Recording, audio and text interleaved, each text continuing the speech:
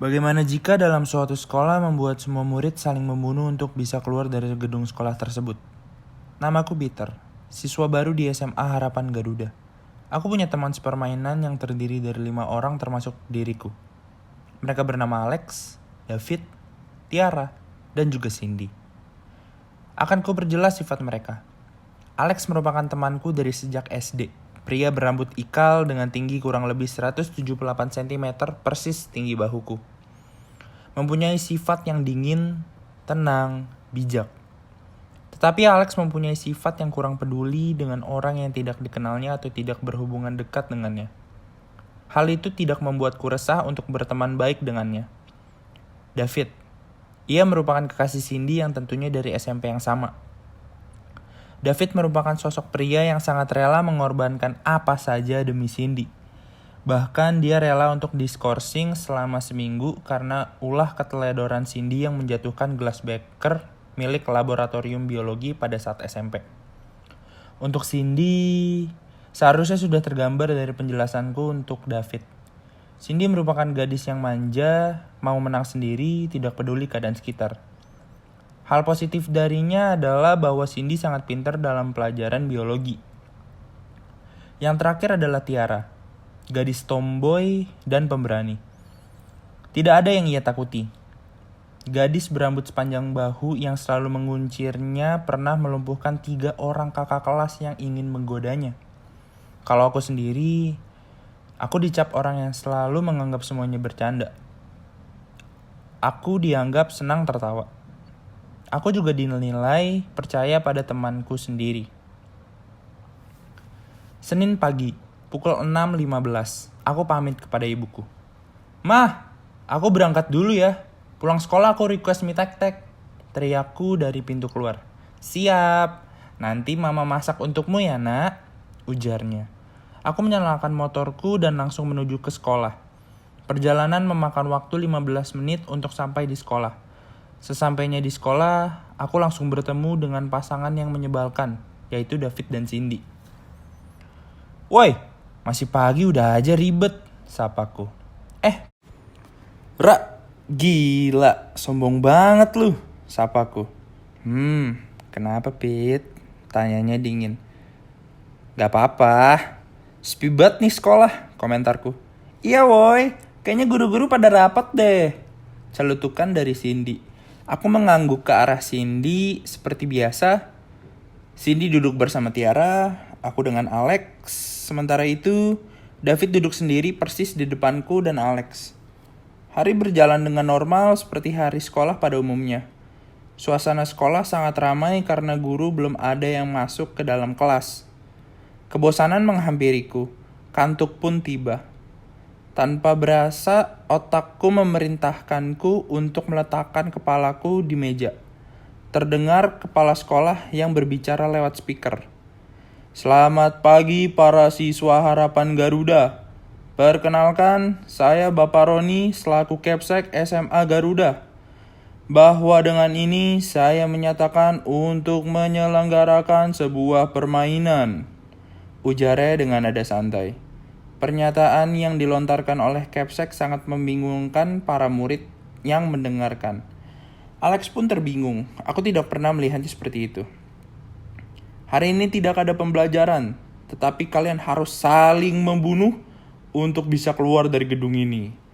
Terdengar suara dentuman keras dari arah luar sekolah. Suara tersebut berasal dari beton yang terangkat, sehingga membuat para murid panik. Aku hanya bisa memegang kepalaku sambil berpikir keras untuk bisa keluar dari gedung ini tanpa membunuh siapa-siapa. Kaca jendela berubah menjadi kaca yang tebal, membuatnya kuat bila ditembak menggunakan senjata kaliber, sehingga membuat semua murid sepenuhnya terperangkap dalam gedung sekolah ini. Aku berusaha menenangkan pikiranku. Aku melihat keadaan sekitar kelas yang sangat kacau. Aku melihat Cindy berada di pelukan David. Alex meletakkan kedua tangannya di paha sambil memejamkan mata. Hal itu memang sering dilakukan Alex bila ia sedang kebingungan. Tiara, perempuan itu berusaha mencari cara untuk bisa keluar dari gedung sekolah sambil melihat keadaan sekitar. Tidak lama kemudian, Terdengar suara jeritan perempuan dari luar kelas. Aku yakin suara itu berasal dari kelas sebelah dan juga merupakan teriakan dari Paula. Paula merupakan siswi kelas 10B. Ia berteriak sangat keras. Aku tidak tahu mengapa bahwa tubuhku bergerak sendiri dan berlari untuk menghampiri Paula. Tidak pakai basa-basi, Paula langsung memelukku dengan tingkat ketakutan luar biasa. Aku melihat bahwa kelas 10B sudah banjir darah. Yang membuat Paula teriak adalah bahwa ia melihat salah satu murid dari kelasnya sudah tergorok pada bagian leher. Seketika, aku ingin muntah. Tapi aku menahan rasa itu. Ikut gue ke kelas, ajakku. Paula hanya ikut dan selalu memegang erat tanganku. Kelasku yaitu 10A masih dalam keadaan kacau dan untungnya belum ada yang saling membunuh. Aku langsung mengambil bangku untuk melakukan penguncian manual. Kaki kursi disangkutkan pada gagang pintu agar terkunci dengan kencang. Aku meminta bantuan Tiara untuk menenangkan Paula. Paula, hei, tenang. Lu udah sama kita, udah aman. Nada halus dari Tiara. Aku langsung berdiri di papan injak dekat papan tulis. Aku berusaha menenangkan teman sekelasku. Oi, semuanya, kita harus tenang. Gue mau kita sekelas kerja sama. Barusan gue lihat kelas B udah rata abis. Sisa Paula. Gue gak mau kita saling bunuh. Tapi kalau kelas lain berusaha bunuh kalian harus jaga diri kalian. Pidato singkat yang aku lontarkan untuk teman sekelas. Tapi kalau mau keluar kan harus saling bunuh. Itu gimana dong? Tanya salah satu teman sekelas. Pasti ada jalannya.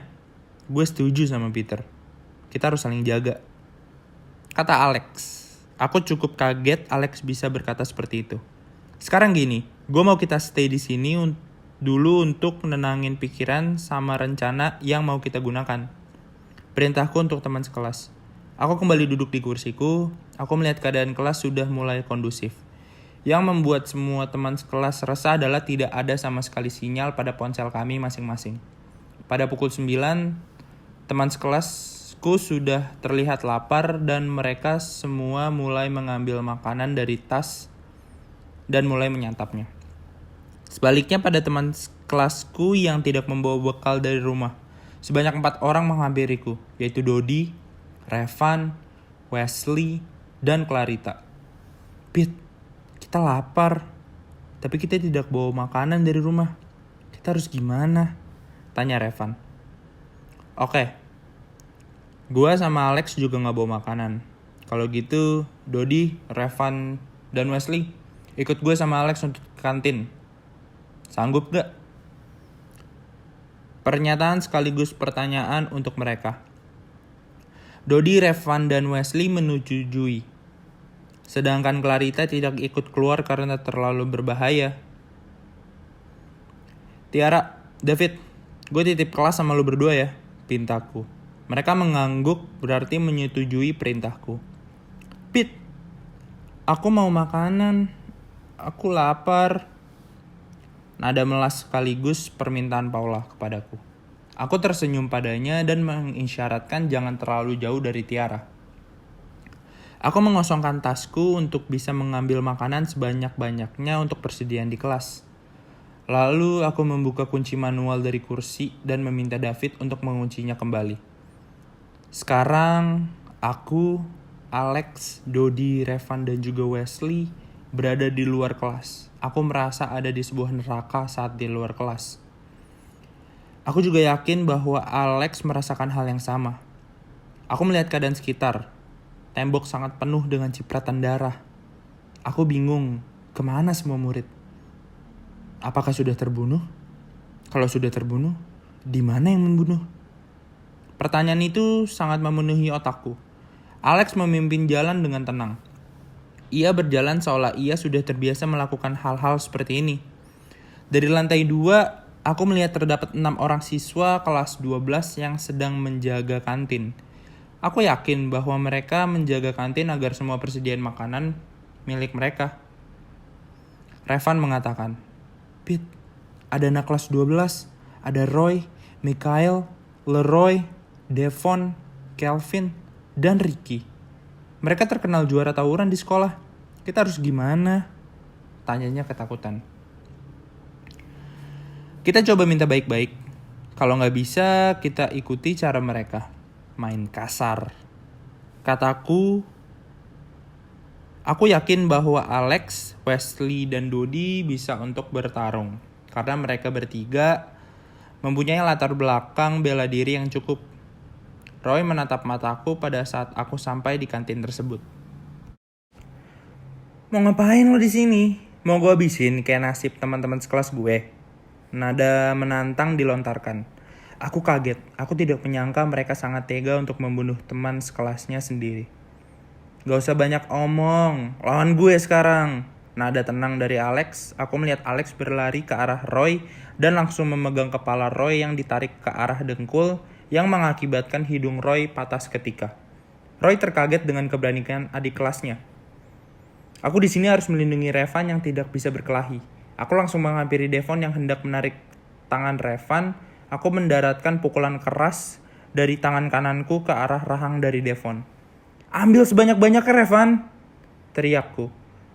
Aku mendapat pukulan keras pada perutku, tapi hal itu hanya membuatku berlutut. Kuambil segumpal pasir, lalu kulempar ke arah mata Devon. Hal itu membuat Devon untuk susah melihat. Langsung kuambil bongkahan kayu dekat meja makan di kantin. Langsung kuhabisi dengan cara memukul pada bagian kepala Devon sehingga kepala dari Devon pecah dan membuat darah mengucur dengan deras. Hal tersebut membuat Roy sangat beringas saat menghadapi Alex. Saat Roy lengah, Alex mengambil pecahan kaca yang tajam dan langsung menancapkan pada kepala bagian belakang dari Roy. Cara tersebut membuat Roy terbunuh sekejap. Wesley menghadapi Leroy dan Kelvin sekaligus. Wesley kesusahan untuk melumpuhkan dua orang besar yang berusaha membunuhnya. Aku melemparkan pisau ke arah Alex untuk menghabisi nyawa dari Kelvin. Dengan cepat, Alex menggorok leher dari Kelvin yang membuat darah muncrat layaknya air mancur di taman. Sisa Leroy dan Mikhail. Aku yakin Leroy dan Mikhail merasa terancam. Karena mereka merasa terancam, dengan sekejap mereka kabur dari kantin tersebut. Penakut banget mereka. Lontaran kata dari Dodi yang berhasil membuat mata dari Mikhail tertutup karena tendangan keras darinya. Aku langsung menyuruh Alex, Dodi, Wesley untuk membantu Revan mengumpulkan makanan. Kantin sekolahku sangat banyak menjual makanan kaleng. Kami sangat banyak mengambil makanan-makanan seperti kacang, jagung, daging kemasan kaleng, dan tidak lupa air mineral untuk membuat kami terhidrasi. Aku juga bingung dengan pengelola sekolah yang membuat kantin untuk memberi para murid makanan kaleng. Apakah mereka sudah memikirkan apa yang akan terjadi? Aku melihat tubuh Devon yang tergeletak di lantai dengan darah yang menyelimuti lantai. Aku tidak memikirkannya. Yang aku pikirkan adalah untuk tetap hidup dan sebisa mungkin melindungi teman-temanku. Kami langsung kembali ke kelas setelah mengambil banyak persediaan makanan. Sesampainya aku di kelas, aku disambut dengan teman-temanku dengan ekspresi tidak menyangka bahwa aku, Alex, Dodi, Wesley, dan Revan bisa selamat. Aku melihat wajah Paula sudah mulai bisa tersenyum. Kok kamu bisa selamat? Tanya Paula. Semua pasti ada jalan kok, tenang aja, nada lembutku. Aku melihat Clarita sudah mulai memakan makanan yang sudah aku bawa dari kantin. Alex menghampiri Clarita. Gimana di kelas? Aman? Tanya Alex. Aman kok. Kalian tadi baik-baik aja. Nada khawatir dari Clarita. Aku pertama kali melihat Alex mulai pembicaraan dengan perempuan. Aneh sih. Baik. Cuma tadi lumayan banyak darah, ujar Alex. Aku melihat keadaan kelas semakin tenang dikarenakan banyaknya persediaan makanan. Namun mereka juga tampak kebingungan dikarenakan teman sekelasku ingin keluar dari gedung ini secepatnya. Dodi menghampiriku. Pit, sebenarnya sampai kapan kita harus di sini terus? Gue udah resah. Tanya Dodi. Aku menatap matanya tajam sambil berkata, Lo kira lo aja yang resah? Tanyaku kesal. Aku melihat bahwa satu kelas melihat ke arah aku dan Dodi. Lah, kan lo yang mimpin di sini, bentaknya. Gue bukan yang megang kendali di sini. Kalau lo semua punya rencana, tinggal lo kasih tahu, lo sebarin ke semuanya. Kenapa harus nunggu gue? Aku juga membalasnya dengan bentak. Dengan seketika, aku berdiri saling menatap tajam. Paula langsung melerai kami berdua. Apa-apaan? Kalian mau ribut di sini? Udah, tenang dulu. Kita semua juga resah. Usaha Paula ingin melerai. Aku mulai duduk kembali. Dodi pun menjauh dan kembali duduk di tempatnya. Kamu tumben emosi, ujar Paula. Aku capek, keluhku. Udah, semua pasti ada jalannya kok, kata Paula sambil tersenyum. Entah mengapa aku senang melihat senyuman dari Paula. Aku merasa tenang. Teman-teman, ada yang bersedia ikut gue ke ruang capsek? Pertanyaan yang membuat satu kelas heran. Gue perlu banyak orang, ujar Dodi. Buat apa lo banyak bawa orang? Tanyaku aneh. Kita perlu banyak orang untuk bisa habisi nyawa dalangnya, yaitu Pak Roni, teriak Dodi. Aku sangat aneh dengan muka teman sekelasku, sangat semangat ketika mendengar kata-kata dari Dodi. Seakan pidato Bung Tomo yang mengobarkan semangat para pemuda Indonesia. Kalian mikir, itu bahaya banget. Kalian mau mati konyol? Tanyaku heran. Kalian mau stay di sini sampai kapan? Kita harus bertindak. Kita harus berusaha kalau mau sesuatu. Gak bisa diem aja, ujar Dodi. Sabar dulu, gak bisa gegabah kayak gini, sahutku. Dasar lo pengecut. Sekarang kalian mau ikut siapa? Gue atau Peter? Terserah kalian. Kalau kalian pengecut ikut Peter aja. Kalau kalian mau ikut perang dan mau untuk ngerebut semua yang kalian inginkan, yaitu keluar dari gedung ini, kalian bisa ikut untuk serbu ruang capsek. Kata-kata yang semakin membuat teman sekelas yakin untuk mengikuti perintah Dodi yang sangat mempertaruhkan nyawa mereka. Aku hanya terdiam. Aku melihat semua teman sekelasku mulai bersiap-siap untuk meninggalkan kelas. Bahkan teman sekelasku yang perempuan juga hendak mengikuti Dodi. Pada akhirnya, kelas hanya menyisakan aku, Alex, Tiara, Cindy, David, Paula, dan Clarita. Tiara menghampiriku. Pit, mau gimana pun kita tetap sama lo kok, kata Tiara. Aku hanya tersenyum karena perkataan yang membuatku tenang. Kalau gak ikut mereka tak? Tanya Cindy kepada Clarita. Gue yang larang. Gue bilang ke Clarita kalau dia masih mau hidup, dia stay sama kita. Kata Alex yang membuat semua orang terheran. Tumben banget lu bisa kayak gitu sama cewek, kata David. Alex hanya terdiam. Aku dan Paula hanya ngobrol biasa dan saling menenangkan perasaan. Tiara melihat keadaan sekitar melalui kaca pintu. Alex dengan Clarita dan David dan Cindy. Aku dan Paula bisa tertawa melihat Alex dan Clarita yang sedang ngobrol. Karena memang Alex sangat jarang untuk bisa berbicara dengan perempuan. Aku bahkan memikirkan ibuku di rumah. Apakah ia tahu tentang ini? Ponselku mati dan tidak ada sinyal. Paula menanyakanku tentang kejadian di kantin. Aku menjelaskan bahwa memang kelas 12 sudah berhasil untuk menghabiskan semua teman sekelasnya. Aku juga menjelaskan tentang apa yang aku lakukan untuk melumpuhkan Devon. Aku melihat wajah Paula dengan ketakutan. Waktu sudah lebih 3 jam. Dan sama sekali tidak ada tanda-tanda dari rombongan Dodi. Pit, kira-kira mereka kemana ya? Tanya Paula. Aku juga tidak tahu apa-apa. Aku yakin mereka tidak ada yang selamat. Jawabku yakin. Bener, mereka tidak ada yang selamat. Jawab David dengan tatapan sinis. Apaan sih kamu? Kok serem? Cindy takut dengan tatapan David. Asli, di luar yang gue lihat cuma darah. Tiara yang tiba-tiba bicara. Kita semua masih buta terhadap siapa yang membunuh dengan jangka waktu yang sangat singkat. Aku melihat Tiara berjalan ke arah bangkunya dan seketika terdengar suara dobrakan pintu. Suara tersebut membuat Alex untuk menahan pintu agar tidak ambruk. Namun, hal tersebut sia-sia. Pintu tersebut hancur setelah ditendang oleh seseorang yang membuat Alex terpental jauh. Clarita langsung lari ke arah Alex untuk memastikan bahwa Alex tidak apa-apa. Aku melihat ke arah pintu dan yang aku lihat adalah seorang bertubuh besar memegang golok dengan kepala yang sudah diperban menutupi mukanya dengan darah melumuri muka dan badannya. Aku membelakangi Paula dengan tujuan melindunginya, sedangkan Alex masih terkapar di lantai. Yang membuatku kaget adalah Clarita seakan berdiri untuk melindungi Alex dari ancaman orang tersebut. Pit, kayu yang lo pukul ke arah gue cuman buat gue pusing, kata orang besar tersebut. Aku kaget, sangat kaget.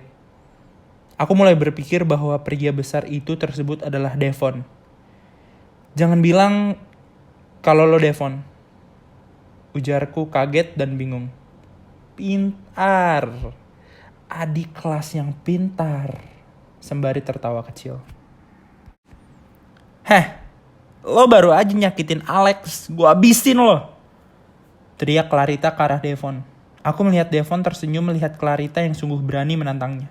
Selangkah demi selangkah Devon lakukan untuk menghampiri Clarita yang membelakangi Alex. Seketika Tiara melempar bangku ke arah Devon. Hal tersebut membuat Devon terjatuh dan Tiara langsung lari untuk menendang kepala dari Devon. Namun hal tersebut sia-sia karena Devon berhasil menangkap kaki dari Tiara. Gue tertarik dengan keberanian lo. Devon tersenyum. Tiara sangat kaget bahwa Devon berhasil menangkap punggung kaki yang hendak menendang kepala Devon. Langsung Devon melempar kaki dari Tiara yang membuat Tiara menukik dan terbanting ke arah meja. Aku melihat Tiara terbaring lemah. Kalian keluar dari kelas ini sekarang. Devon gue yang urus, perintah Tiara. Jangan, Ra.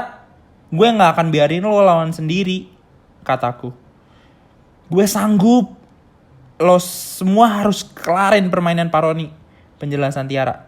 Alex dengan tiba-tiba bangkit dengan sekuat tenaga dan mengatakan, ayo kita serahkan ke Tiara. Gue yakin dia sanggup, ujar Alex. Tiara tersenyum, seakan ia akan mengalahkan pria bertubuh besar yang mengerikan. Sial, Mama pasti marah ngeliat seragam gue darah semua, nada pelan dari Tiara. Aku, Alex, David, Cindy, Clarita, dan Paula berhasil untuk keluar dari kelas. Sementara Tiara sedang berkelahi melawan Devon yang menciptakan suara bantingan meja yang sangat berisik. Aku berjalan di depan teman-temanku. Suasana sekolah sangat sepi dan sunyi. Jarak kelasku hingga ruang capsek harus melewati berbagai lorong koridor yang gelap. Cipratan darah di mana-mana yang membuat suasana semakin seram dan menegangkan. Sampai suatu ketika, aku dan teman-teman mendengar suara teriakan Cindy yang nyaring. Aku menoleh ke belakang dan melihat Mikhail sedang menahan Cindy dengan cara melingkarkan lengannya pada leher Cindy. Lo maju satu langkah lagi, leher cewek lo gue buat patah, teriakan Mikhail yang membuat Cindy sebagai tawanan. Aku melihat David tidak bisa bergerak seakan ia beku karena dinginnya es yang menyelimuti tubuhnya. David, tolong aku! Teriakan Cindy yang semakin membuat David tidak bisa berbuat apa-apa.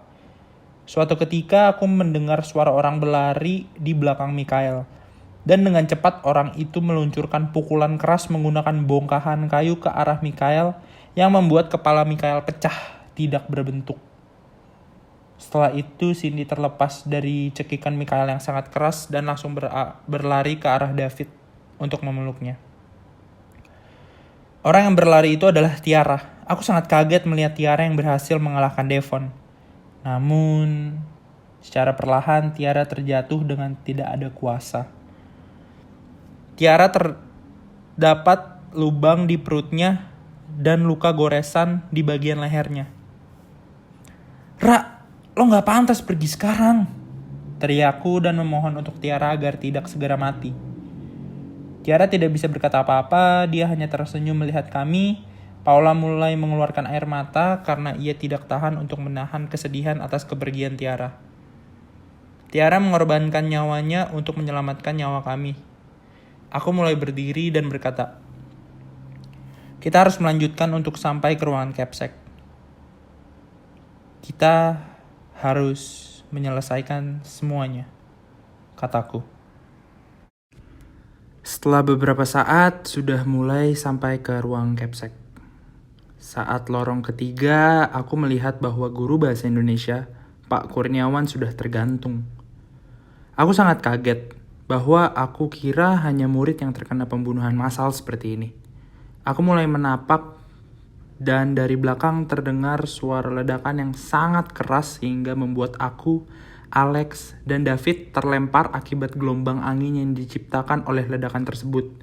Asap memisahkan aku, Alex, dan David dengan Paula, Clarita, dan Cindy. Hal tersebut membuat kami bertiga menjadi sangat khawatir. Beberapa menit kemudian asap tersebut menghilang dan kami bertiga melihat Paula, Clarita, Cindy sudah tidak sadarkan diri. Kami bertiga sangat kaget dan aku melihat David menangis karena kematian Cindy. Aku menghampiri Paula dan menatap mukanya yang sudah diselimuti oleh darah. Aku mengatakan, aku janji sama kamu kalau akan buat ini selesai dan tuntas. Kamu istirahat aja, kataku. Alex menghampiri Clarita tanpa berbicara apa-apa. Tapi aku yakin bahwa Alex mengatakan sesuatu dari hati. Sekarang hanya menyisakan kita bertiga. Kami harus mengalahkan Capsec yang memulai semuanya. Setelah beberapa langkah, kami sampai pada pintu yang bertuliskan Ruang Kepala Sekolah. Kami sudah sampai. Aku melihat mayat Dodi yang sudah tertusuk pisau pada bagian lehernya. Aku tidak heran hal tersebut akan terjadi padanya. Di sekitar kita bertiga banyak mayat yang tergeletak. Sudah tercampur dari kelas aku dan kelas lain. Pasti semua mati dikarenakan akan menghampiri ruangan ini. Aku hendak membuka pintu ruang Capsec tersebut. Aku merasakan pintu tersebut sangat berat untuk didorong. Ternyata dikarenakan pintu tersebut tertahan oleh jasad dari guru matematika yang bernama Ibu Siska. Aku membaringkan jasad Bu Siska, dan aku mendengar suara orang berjalan menuju kita bertiga. Aku dan Alex menoleh ke belakang, dan aku melihat bahwa David sedang dicekik sampai badannya terangkat cukup tinggi. Setelah beberapa saat, aku sadar bahwa orang itu ternyata adalah Pak Roni selaku kepala sekolah. Saya kagum dengan kemampuan dan keberanian kalian bertiga, sahut Pak Roni. Saya sudah duga kalau Bapak yang membunuh semua murid, sahutku. Seketika Pak Roni menjatuhkan tubuh David. Sebenarnya kalian bisa keluar dengan menggunakan sebuah kunci, jelasnya. Aku sangat bingung. Dalam benakku berkata, kunci apa yang dia maksud? Kunci yang bisa membuka semua akses pintu yang ada di sekolah ini, ujar Pak Roni. Aku melihat Pak Roni mengeluarkan sesuatu dari dalam kantong celananya. Itu merupakan sebuah bola berwarna hijau, hanya sekecil kepalan tangan. Namun ternyata benda tersebut merupakan sebuah granat. Granat yang dapat meledakkan tubuh seseorang hingga tidak berbentuk. David hanya terbaring lemas di belakang Pak Roni. Aku melihat Pak Roni melemparkan granat itu ke arah David. Hanya sepersekian detik, granat itu meledak dan sehingga membuat tubuh dari David tidak berbentuk. Bajingan, teriakku. Lex, kita emang harus tuntaskan semua ini, perintahku. Harus. Kita memang harus tuntaskan semuanya. Alex menyetujui. Pak Roni tersenyum dengan kata-kata Alex yang baru saja diucapkan. Secara langsung, aku dan Alex berlari dengan seksama untuk menghajar Pak Roni. Aku merasa seperti salah satu adegan dari anime Jepang. Aku dan Alex melakukan pukulan keras ke arah dagu dari Pak Roni. Hal tersebut dinamakan double uppercut. Pukulan tersebut membuat Pak Roni tumbang.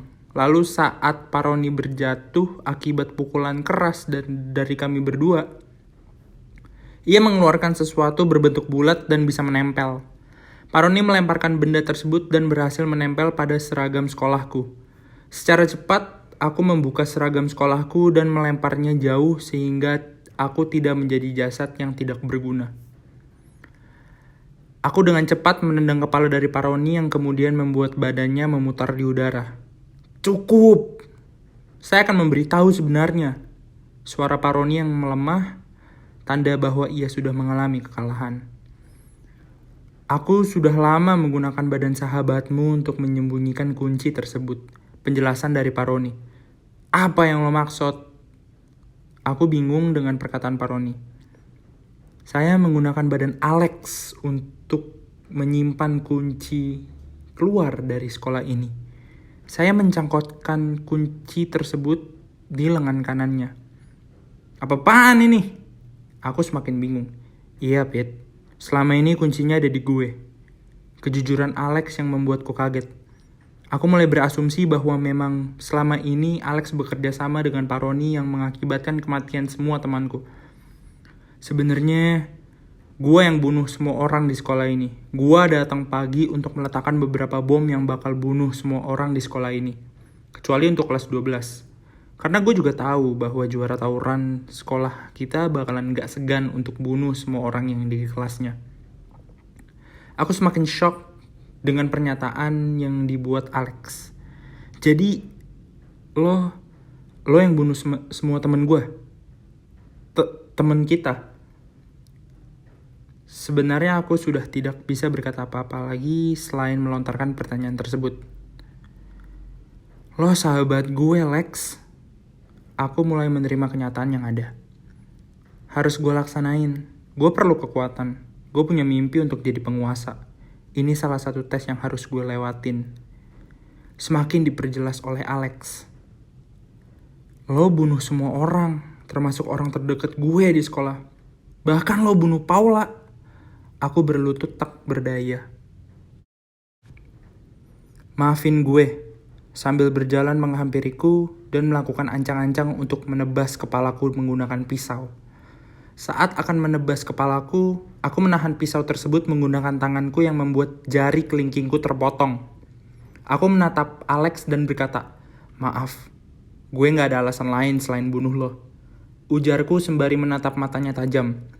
Aku ditendang pada bagian kepala yang membuat aku harus terpental hingga 5 meter. Aku kaget dengan kekuatan yang dikeluarkan oleh Alex. Saya menyuntikkan sebuah serum yang membuat badan Alex melebihi rata-rata orang pada umumnya. Penjelasan dari Paroni. Dari kata Paroni, aku mengingat tindakan yang dilakukan Alex terhadap Roy yang membuat hidungnya patah seketika.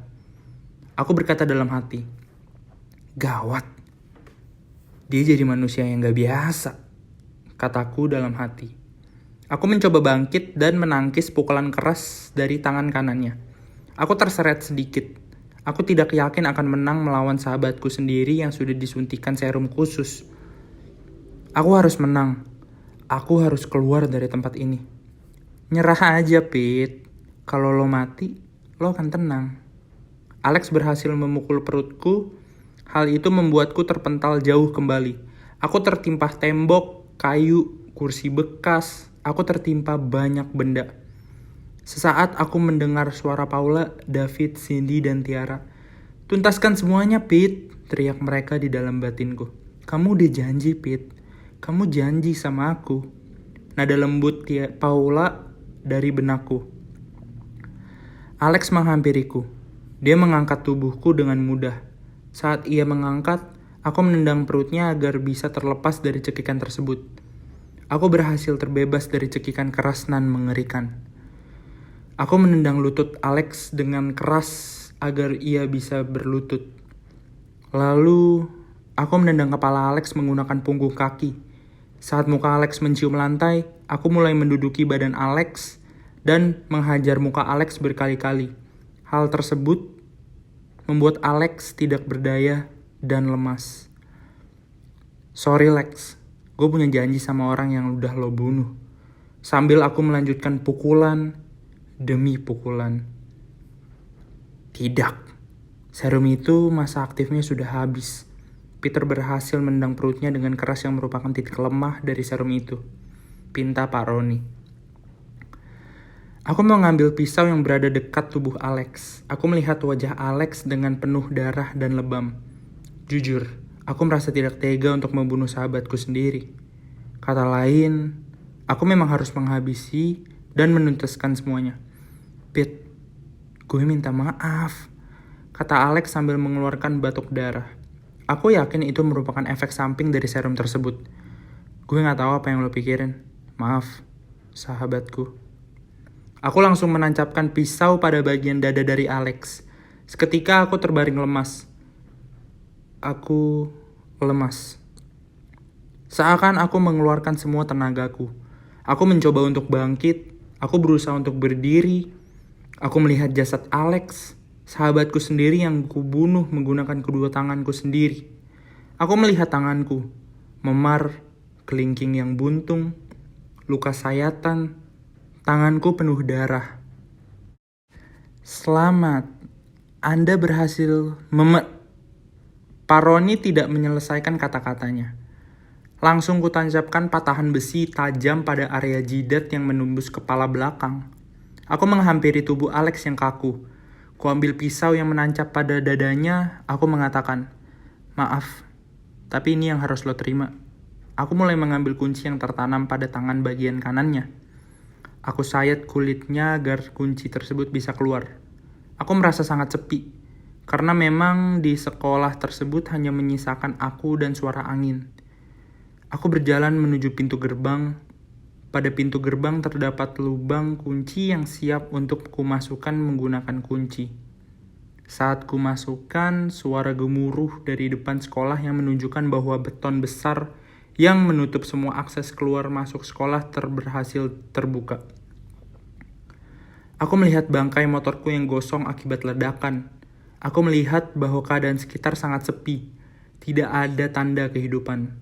Langit berwarna kuning. Aku merasa bahwa hanya aku yang hidup di dunia yang besar ini. Aku tidak menyangka untuk berhasil keluar dari gedung ini. Aku hanya sendiri. Aku berjalan keluar sekolah dan meninggalkan gedung tersebut. Darahku menetes yang menciptakan jejak jalanku. Sampai suatu ketika aku mendengar suara memanggilku. Pit, Pit. Suara itu lembut, halus. Pit, suara tersebut terus memanggilku. David menggerbak mejaku saat aku tertidur. Aku terkejut. Aku melihat keadaan kelas seperti biasanya, tanpa ada darah. Bahkan aku melihat Alex yang duduk di sebelahku. Pit, masih pagi langsung tidur loh, kata David. Aku hanya mendiamkan perkataannya. Aku beranjak langsung keluar kelas. Aku membuat bingung satu kelas. Karena aku tertidur, aku langsung segar dan berjalan keluar kelas. Di luar kelas aku melihat keadaan sekolah seperti biasa. Banyak murid yang duduk menunggu kehadiran guru di luar kelas. Aku melihat Paula yang sedang berjalan menuju kelasnya. Sial, semua hanya mimpi, ujarku. Lalu aku kembali menuju kursiku. Aku duduk melihat ke arah luar jendela bahwa masih banyak mobil dan motor berkeliaran di jalan raya.